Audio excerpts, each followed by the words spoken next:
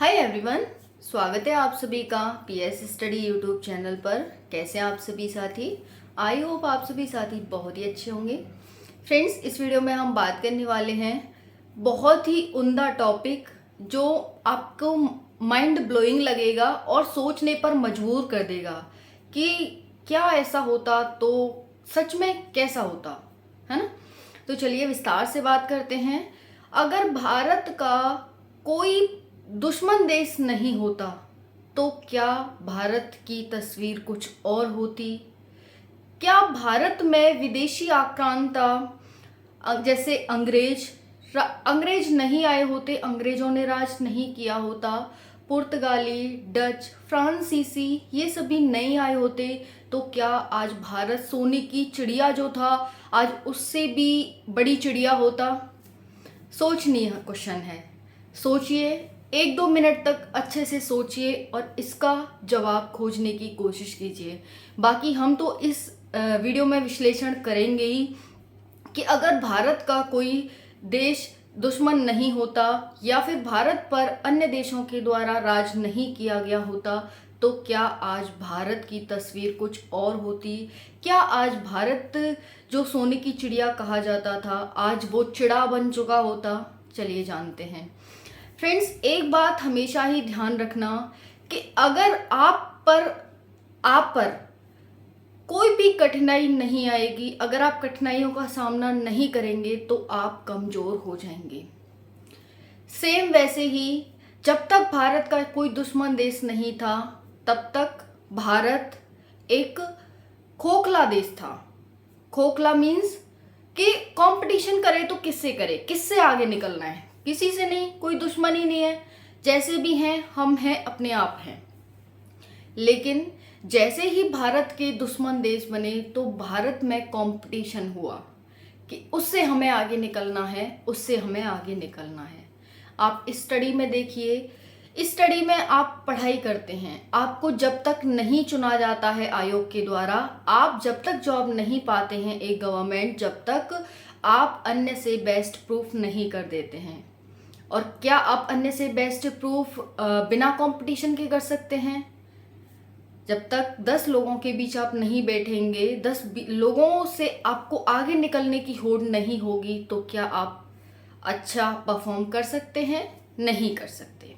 Same पड़ोसी का उदाहरण लेंगे कि अगर आपका पड़ोसी या फिर आप गाड़ी ले आए, घर बंगला हो आपके पास, अच्छी आपकी आमदनी हो तो वो जलेगा और जलकर कहेगा इसके पास ये सब है तो मेरे पास भी होना चाहिए। तो फिर वो उस राह पर दौड़ने लगेगा जिस राह पर उसे ये सारी चीजें मिले।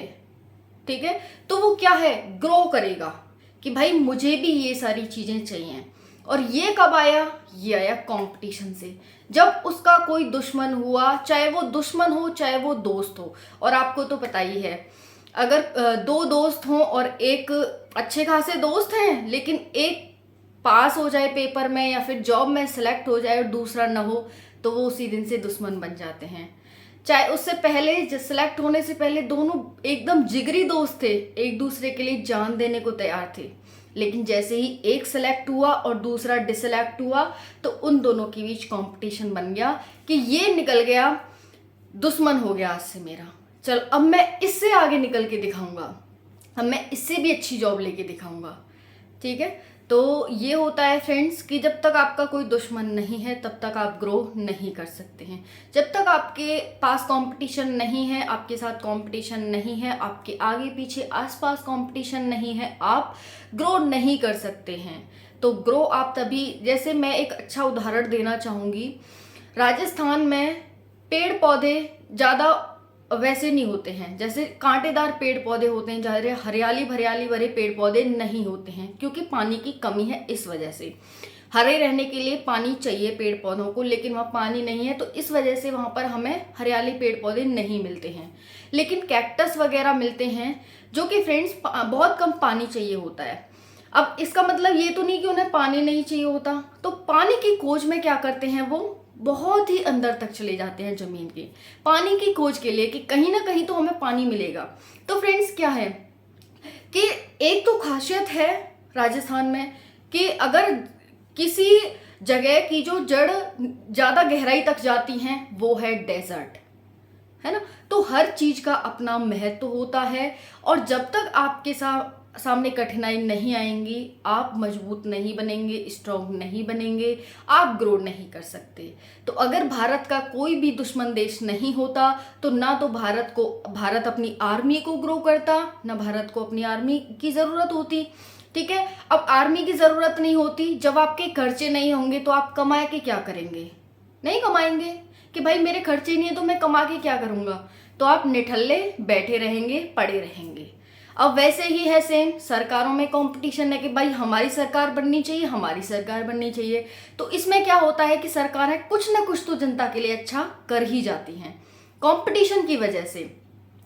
अब जब भारत का कोई पड़ोसी देश ना होता तो सेना की ज़रूरत नहीं होती, सेना की ज़रूरत नहीं होती, अपनी सीमा को सुरक्षित करने की ज़रूरत नहीं होती, लोगों को रोजगार देने की ज़रूरत नहीं होती, मारो काटो एक दूसरे को खाओ, जैसे करना है वैसे करो। उत्पादन नहीं होता फ्रेंड्स। क्यों करते उत्पादन? अब जब आपको लग रहा है कि हमारी फसल का मूल्य बिकेगा, क्योंकि न तो मूल्य बिकता, आपकी फसल एक्सपोर्ट नहीं होती, आपको कोई दाम नहीं मिलता, तो आप क्यों ग्रो करते?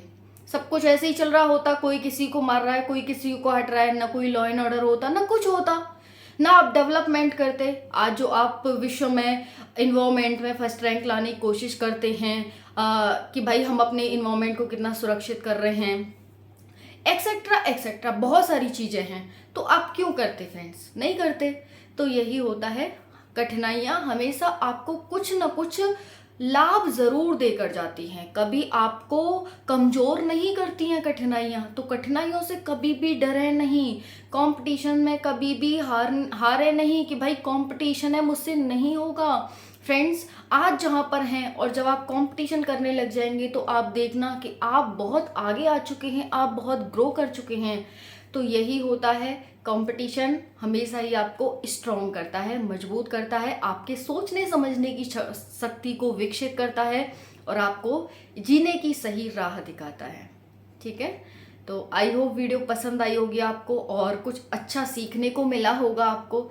अगर कुछ सीखा हो तो वीडियो को लाइक कर दें, चैनल को सब्सक्राइब कर लें और वीडियो को 2-4 फ्रेंडों में शेयर भी कर दें। और आपके पास कोई भी विचार हो इससे रिलेटेड, जैसे मैंने अपने विचार प्रकट किए वैसे आप भी अपने विचार कमेंट सेक्शन में प्रकट कर सकते हैं कि अगर भारत का कोई पड़ोसी देश दुश्मन नहीं होता या फिर विश्व में कोई दुश्मन नहीं होता तो ये होता।